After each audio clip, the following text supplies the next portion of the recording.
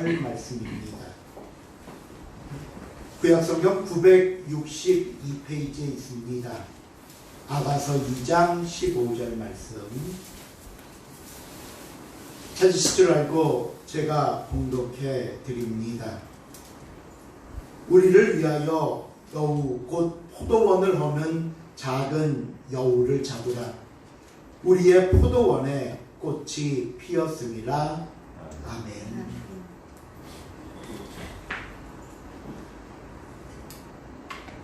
우리가 주일 오전 예배 설교 본문을 신구약 성경에서 한 권씩 번갈아 가면서 하고 있습니다. 우리가 지난 시간에 야고보서가 끝났으니까 다음 설교 본문 순서는 구약 성경 차례입니다. 근데 다음 주일날 재직기 헌신 예배도 있고 해서 새로운 본문은 3월부터, 아가서가 아닙니다. 3월부터 시작하기로 하고요. 오늘은 아가서의 말씀을 살피면서 함께 은혜를 나누려고 합니다. 오늘 본문 15절 말씀을 다시 한번 읽어볼까요? 우리 함께 한번 읽어보겠습니다. 본문 15절 시작. 우리를 위하여 여우 곧 포도원을 보는 작은 여우를 잡으라.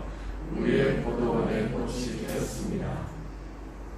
2022년 새해를 시작하면서 우리 모두 각자 나름대로 계획도 세우고 또 미래를 위한 준비도 하면서 시간을 보내고 계실 줄 압니다. 이 모든 계획, 준비, 실천의 목표는 성공입니다.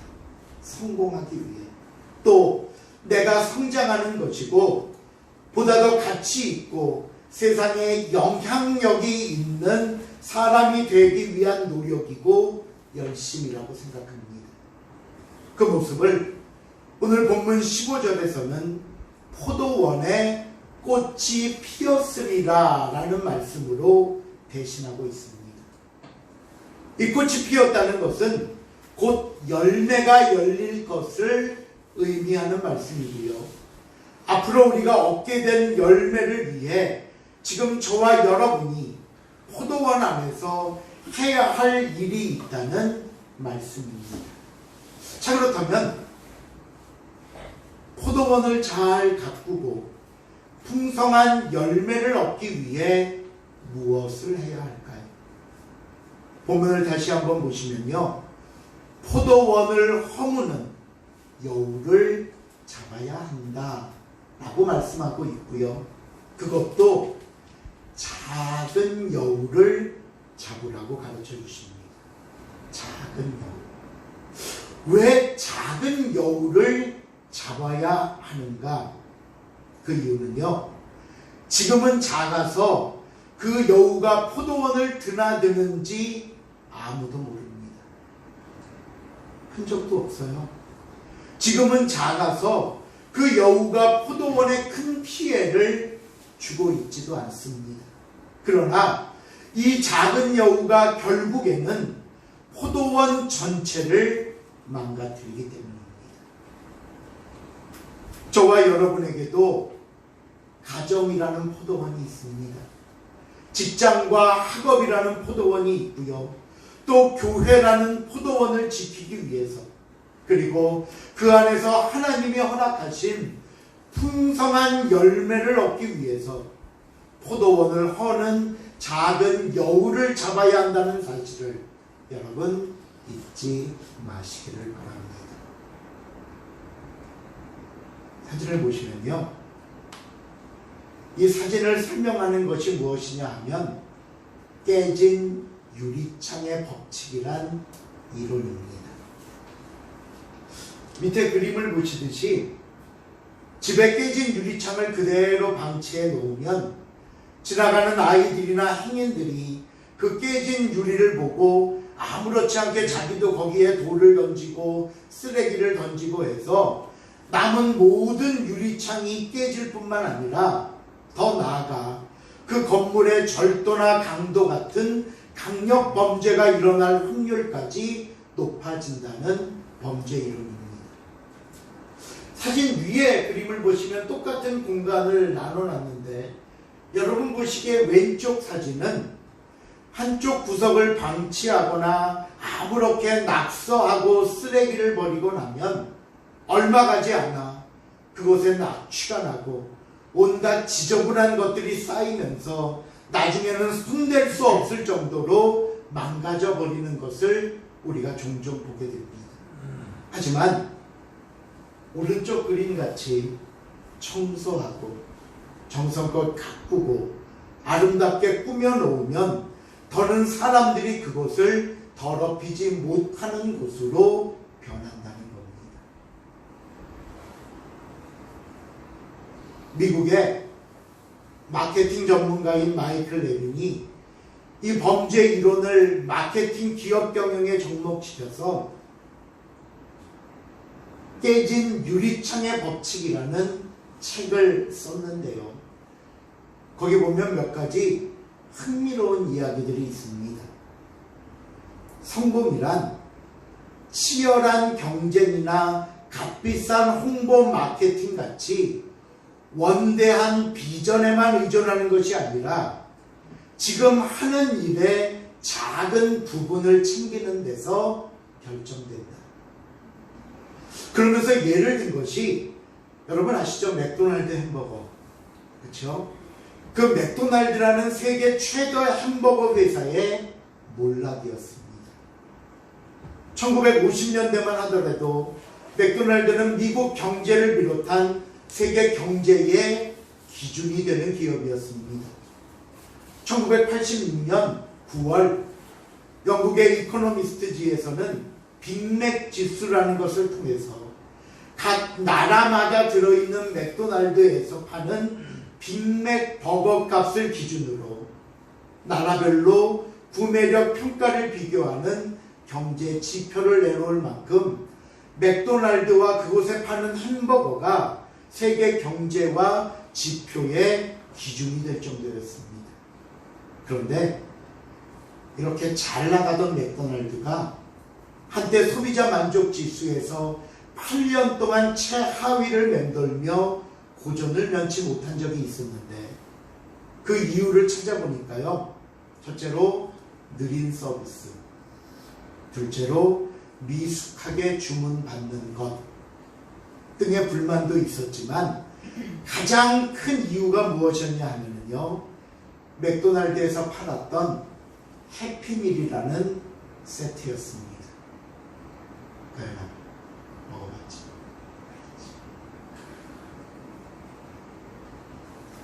이 그림에도 있듯이 해피밀 세트는 뭐냐면요.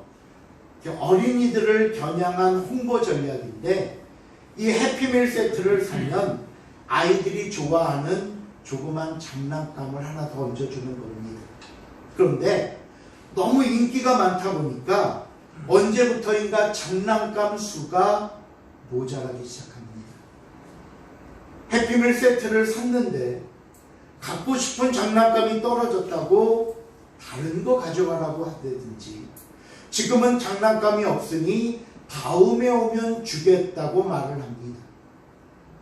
사은품으로 주던 작은 장난감을 갖추지 못하게 되면서 점점 사람들의 불평을 샀고 이 작은 사은품 하나가 결국에는 맥도날드를 8년 동안 소비자 만족 지수 최하위로 떨어뜨리는 위기에 빠뜨리고 만 겁니다. 작은 것 하나가 성공을 이루는 가장 중요한 힘이 될 수 있는가 하면 그 작은 것 하나 때문에 전체가 위험을 당하는 힘든 일이 생길 수 있다는 사실을 가르쳐주는 내용이고요. 이것을 바꾸어 말하면 내가 성공하기 위해서, 내가 꿈을 이루기 위해서는 작은 것을 소홀히 여기지 말라는 것이고 또 잘못된 것은 아무리 작은 것이라도 그냥 넘어가지 말고 반드시 고쳐야 한다는 겁니다.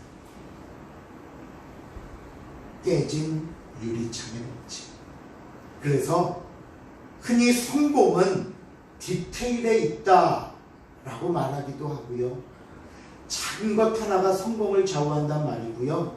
또 반대는 악마는 디테일에 있다라는 말을 사용하곤 합니다. 자, 그렇다면 여러분, 내 안에 있는, 내 마음에 있는 작은 여우는 무엇일까요? 각자 한번 잘 생각해 보십시오. 물론 발표는 안 시키겠습니다. 걱정하지 마시고 한번 생각해 보세요. 커다란 사자나 곰이 아닙니다. 작은 겁니다. 아주 사소한 겁니다. 누구도 나의 그런 모습을 보고 틀렸다거나 잘못이라고 말하지 않을 수 있습니다. 그러나 그대로 놔두거나 그냥 넘어가다 보면 결국에는 나를 무너뜨리는, 우리를 무너뜨리는 큰 걸림돌이 되어 돌아오는 겁니다. 그 작은 여우. 제가 가장 일반적이고 대표적인 작은 여우 두 가지를 말씀드리겠습니다. 첫 번째 작은 여우는요, 우리의 말, 언어 습관입니다. 우리의 포도원을 잘 지키려면 내 말이 변해야 합니다.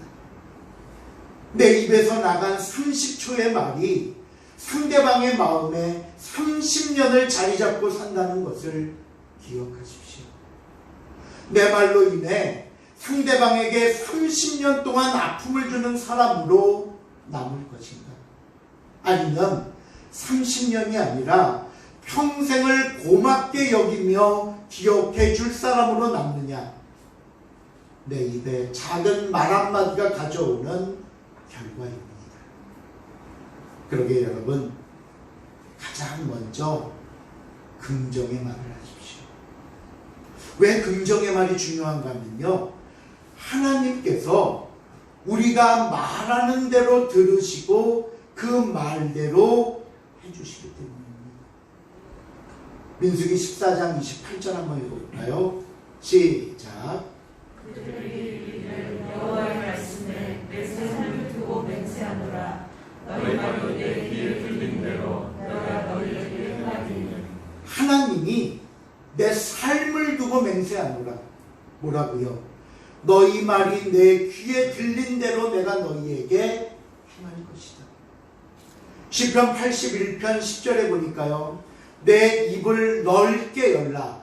내가 어떻게 하리라? 채우리라. 이제부턴 우리의 몫입니다. 우리가 해야 할 몫입니다. 우리가 말하는 것을 들으시고 그대로 해주시겠다면 여러분, 무슨 말을 하시겠습니까? 우리의 입을 벌리는 만큼 채워주시겠다고 한다면 어느 정도 벌리시겠습니까? 여러분, 항상 축복의 말씀을 하십시오. 항상 긍정적인 말씀을 하십시오. 이 말이 나를 복되게 하고 우리 포도원을 굳건히 지키는 비결이 되는 것입니다. 또 우리의 말 중에는 상대방에게 힘이 되는 말씀을 하시기를 바랍니다. 우리 가정에는 가족들이 있고요, 직장에는 동료들이 있고 교회에는 성도들이 있습니다. 이 말은 무슨 의미냐면요, 세상을 나 혼자서 살지 않는다는 것이고요, 또 세상을 나 혼자 살 수도 없다는 말입니다. 어디 가나 우리는 공동체에 소속되어 있습니다. 그렇다면 여럿이 함께하는 이 포도원, 여럿이 함께하는 공동체에서 우리에게 필요한 말이 뭘까요? 격려하는 말, 칭찬하는 말, 힘이 되어주는 말입니다.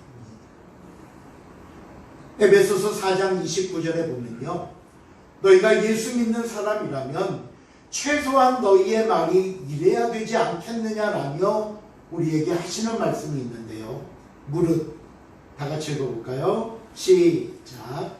너희 말을 너희 입 밖에 내지 말고 오직 덕을 세우는 데 소용되는 대로 선한 말을 하여 듣는 자들에게 은혜를 끼치게 하라. 뭐라고요? 덕을 세우는 말, 선한 말, 듣는 사람들에게, 내 이 말을 듣는 사람들에게 은혜가 되는 말을 해요. 그래서 베드로전서 4장 11절에 보니까요, 만일 누가 말하려면 누구의 말씀을? 하나님의 말씀을 하는 것 같지 않아요. 예. 흔히 사람들이 이렇게 말합니다. 내 입 갖고 내가 말하는데 네가 무슨 상관이야? 내 입 갖고 내 말도 못하냐? 라는데요. 예, 맞습니다. 우리 말의 대부분이 나를 위한 말입니다. 내 이야기하고요, 내 변론하고요, 내 자랑하고요, 정말 많은 말이 나를 위한 말로 채워지지만, 여러분, 나만을 위한 말로 그친다면 그 말이 남에게 상처가 되고 공동체에 분열이 될 수 있습니다. 아니, 왜 내 말 했다고 그렇게 상처가 되고 분열이 됩니까? 왜냐하면요, 나만 주장하기 때문입니다. 내 생각만 강조하기 때문이고요, 내 행동만 옳다고 말하기 때문입니다. 그러게 여러분, 상대방을 위한 말씀을 하십시오. 내 말을 듣는 사람들에게 선하고 은혜롭고 덕스러운 말이 될 수 있기를 바랍니다.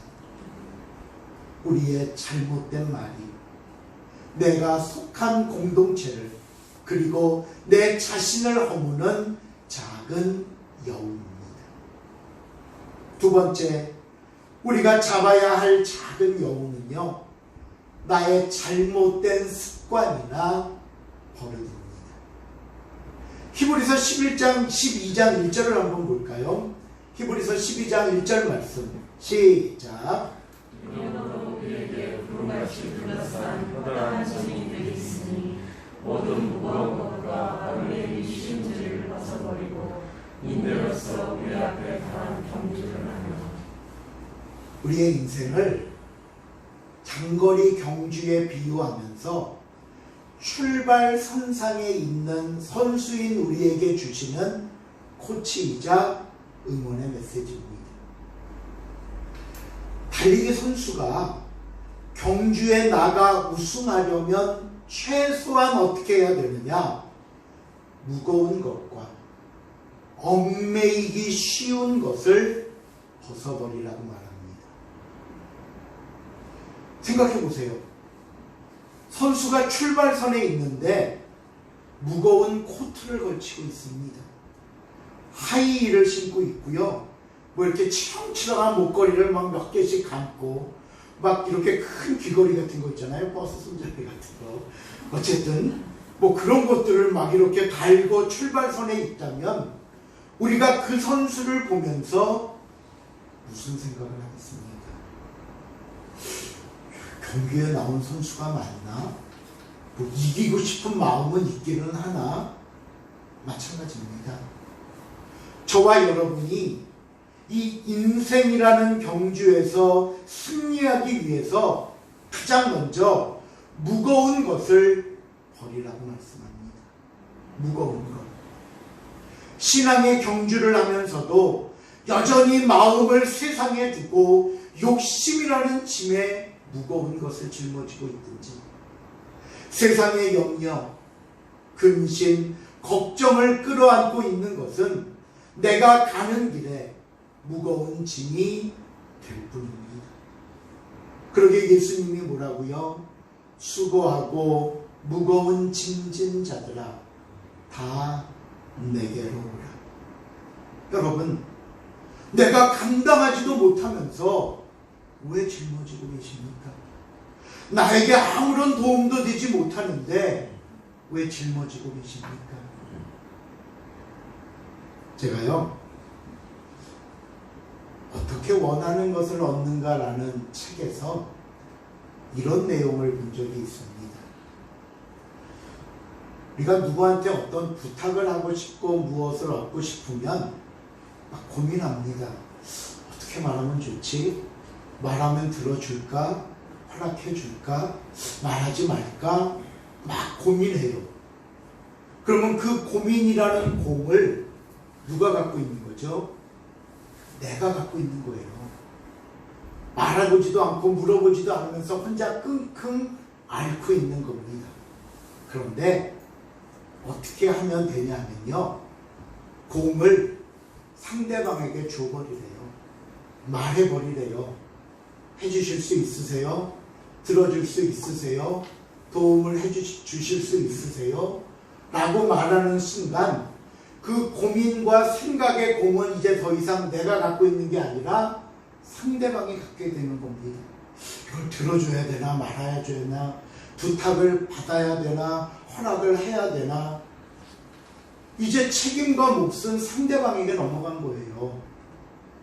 내가 끌어안고 고민하지 말고, 들어줄지 안 줄지 괜히 걱정하지 말고 일단 던지래요. 주래요. 그러면 그 몫은 상대방에게 달려 있습니다. 예, 맞습니다. 감당하지 못하겠으면 주님 앞에 드리십시오. 내가 할 수 없겠으면 상대방의 도움을 구하십시오. 왜 아무런 도움도 되지 못하는 걸 짊어지고만 계십니까? 오늘 예수님의 말씀에 순종하시기를 바랍니다. 주님 앞에 내려놓고 맡기시기를 바랍니다. 무거운 짐은 감당하지도 못하면서 끌어안고 있는 모든 것은 나를 무너뜨리는 작은 영입니다. 또 우리가 잡아야 할 습관으로 얽매이기 쉬운 죄라고 말합니다. 이 얽매이기 쉬운 죄라는 말씀은요, 얽매이다는 것은 뭐냐 하면 우리가 경주를 할 때 걸려 넘어지기 쉬운 것이라는 말씀인데, 그 뒤에 이 죄라는 말이 붙어 있다 보니까 무슨 큰 범법 행위, 큰 잘못으로 생각하는데 아닙니다. 여기서 말하는 얽매이기 쉬운 죄라는 말은요, 개인적인 성격 때문에 또는 내 잘못된 버릇이나 습관으로부터 비롯된 행동들을 말하는 겁니다. 예를 들어볼까요? 어떤 분은요, 너무 성격이 급해서 일단 저지르고 봅니다. 일단 행동부터 했다가 실수하고 후회하는 분이 있고요. 반대로 너무 느긋하고 안일한 성격 때문에 그래 내일 할게 미루고 미루다가 결국 마무리 짓지 못하는 분도 있습니다. 또 어떤 분은 너무 주변 사람들한테 인색하다는 말을 듣기도 하고요. 또 어떤 분은 반대로 너무 낭비한다는 말을 듣기도 합니다. 이런 모습들을 가리켜 사회에서 무슨 악행을 저지르는 사람이라든지 법의 제재나 심판을 받아야 할 사람이라고 이야기하지는 않습니다. 그렇죠? 그냥 좀 성격이 급한 거고, 너는 쟤는 쓸데없이 느긋한 거고, 쟤는 너무 쟤는 너무 해퍼일 뿐이지 그게 무슨 죄가 되지는 않습니다. 또 우리가 이런 사람들을 만나면 조금 불만도 있고 내 마음에 들지 않더라도 그래 저 사람은 원래 그런 사람이야 하면서 그냥 지나칠 수도 있는 일들입니다. 하지만 이런 작은 습관과 버릇들, 이런 행동들이 결국에는 내 자신은 물론이고 나와 함께하는 다른 사람들, 그리고 내가 속한 공동체를 무너뜨리는 작은 여우가 될 수 있는 겁니다. 그러게 여러분, 저와 여러분이 지고 있는 무거운 것이 무엇인지, 내가 평소에 잘 걸려 넘어지고 있는 얽매이기 쉬운 것들은 무엇인지 찾아내시길 바랍니다. 그것이 우리의 포도원을 허는 작은 여우라는 사실을 우리가 깨달아야 할 것입니다. 말씀을 맺습니다. 2022년 하나님께서는 우리에게 변함없이 교회와 가정과 생업과 직장이라는 포도원, 그리고 그 외에 우리에게 수많은 포도원을 허락해 주셨습니다. 올해 우리 모두 열심히 수고해서 이 귀한 포도원을 풍성한 열매로 채울 수 있기를 바랍니다. 그러기 위해 무엇을 해야 한다고요? 포도원을 허무는 작은 여우를 잡으시기 바랍니다.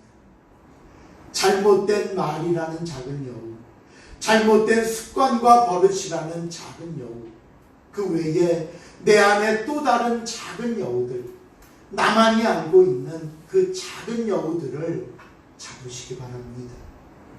그걸 잡지 않으면요, 마치 밑 빠진 독에 물 붓는 것 같습니다. 어느 정도는 잘 이루어집니다. 어느 정도는 잘 쌓여가다가도 꼭 그거에 걸려 넘어지고 그것 때문에 관계가 깨지고 흐트러지면서 공든탑이 무너지고 맙니다. 그냥 대수롭지 않게 지나치고 지나가 버리면 그 작은 것이 커지고 커져서 결국은 전체의 문제가 생기고 마는 것입니다. 올해 저와 여러분에게 허락하신 이 포도원을 소중히 여기고 그 소중한 것들을 무너뜨리는 작은 여우를 찾고 잡아서 하나님이 주신 우리의 포도원이 풍성한 열매로 가득 채워질 수 있기를 주님의 이름으로 부탁을 드립니다. 기도하시겠습니다. 사랑의 하나님, 감사합니다. 하나님이 우리에게 맡겨주신 많은 포도원들, 열심히 가꾸고 정성스럽게 보살펴야 할 우리의 많은 것들이 있음에도 불구하고 때로는 소홀히 여겼고 때로는 하나님의 뜻에 어긋났던 우리의 삶의 모습이 있었음을 이 시간 고백합니다. 하나님, 내 마음의 작은 여우들이 무엇인가를 살펴보게 하시고 그것들을 찾고 그것들을 내쫓음으로 하나님이 주신 이 포도원을 지키며 그 안에 하나님의 은혜와 축복으로 채울 수 있도록 허락하여 주시옵소서. 감사드리오며 예수님의 이름으로